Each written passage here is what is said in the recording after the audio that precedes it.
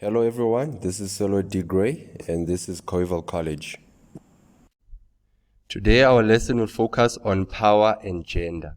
But before we get into it, let's just go through some concepts. So what is gender? Gender is referred to as roles, behaviors, activities, and qualities that society sees as suitable for men and women. Gender is something that is learned. It is not biological in function. Our next concept is sex. What is sex? Sex refers to biological qualities that define a man or a woman. So a man has XY chromosomes and has a penis, and a woman has XX chromosomes and have a vagina and breasts. The next concept is male and female. Male and female refers to groupings according to sex. Male refers to men and female refers to women. Next, it's feminine and masculine. These qualities refer to the different genders. For example, feminine refers to females and masculine refers to males. Just some of the qualities for feminine is being compassionate, being nurturing, empathetic, magnetic, vulnerable, trusting, open, and receptive. And on the other hand, masculine refers to being protective, competitive, logical, analytical, being disciplined, grounded, stable, just to name a few. Our next concept is power relations. Power relations refers to sharing of power between people in a relationship. You may have a dominant and a submissive partner in a relationship. Dominance is often determined by gender and sex. Men are traditionally viewed as having more power than women. Power in this context can be understood in two ways. One is physical. Normally, the man has more power over the woman, meaning that the man is stronger physically, they are able to lift things that are heavier than women. And then the other aspect of power refers to status and dominance. This is the power that we are talking about in this context, referring to gender. So within gender, when we're talking about power within gender, we're talking about the person that has more dominance or more status within the relationship. Traditionally, men used to go out and work and women used to stay in and mend the household, meaning cook, take care of the kids. Thus, this led to men having more power within the relationship, having more status or having more dominance within the relationship. Now we're going to talk about the differences between a man and a woman biologically or according to sex. I'm not going to go through everything. Just to mention a few, the difference between a man and a woman. A man does not menstruate, has testicles and produces sperm, has the X and the Y chromosomes, has a penis on the outside, does not give birth, is normally fertile until old age, has more body hair, and then physically muscles are built easier.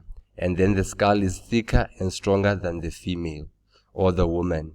And on the other hand, the woman can menstruate, has ovaries that produces eggs, has the XX chromosome, has a vagina in the inside of her body, can give birth, has less upper body strength as previously mentioned. Puberty starts 2 years before the boy or the man, has less body hair on the body, and then the skull is normally thinner and weaker. Those are just the differences in terms of biology or sex between a man and a woman. Next, we're going to move on to gender stereotypes. Gender stereotypes are the views that society has pertaining to the different genders. The first one being women may earn less money than men for certain work. Men are often promoted to positions of power instead of women.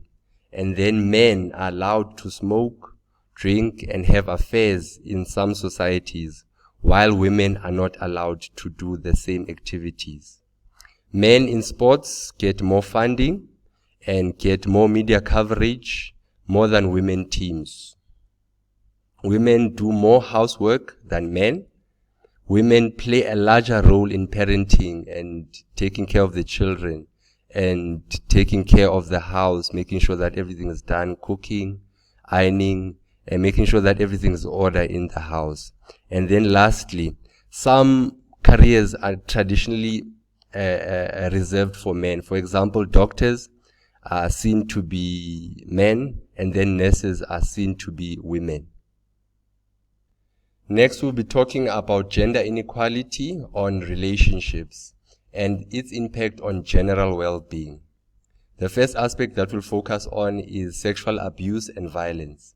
When women or girls are involved in relationships where power is not equal, often men may decide on the conditions where sex is going to happen or how it's going to happen. This may lead to forced sex, for example, rape, incest, or violent sexual acts. Some men are more violent towards women and then even beat them up. Our next aspect focuses on teenage pregnancy. Teenage pregnancy may result from peer pressure, a boy trying to convince a girl to have sex with him, may also result from lack of information on the behalf of the girl, may result from poverty as well, rape. And then some cultures practice ukuthwala. Ukuthwala means that a man is allowed culturally to marry a child or a girl child that is underage. And then within that culture, the girl is forced to fall pregnant to prove that the girl is fertile or is able to carry children. Other impact of teenage pregnancy include the girl child being forced to drop out of school because they fell pregnant. This is unequal because the boy child can continue with their education while the girl child is sitting at home doing nothing. Another impact, there's a high rate of death when the girl children, due to teenage pregnancy, are giving birth. So they die because their bodies are not yet ready to conceive or to carry a child to term. The last aspect we're going to discuss relating to gender inequality is STI, including HIV and AIDS. Some women have no say in how they use protective measures to protect themselves against STIs or even HIV and AIDS. There's also a case of age mixing in relationships, for example, sugar daddies and sugar mummies. And then men having more than one partner. This can also occur that women also have more than one partner. Basically, being unfaithful within a relationship can also lead to STIs and HIV and AIDS. Another issue is transactional sex. Basically, having sex and getting paid. Those are your prostitutes or selling of your body.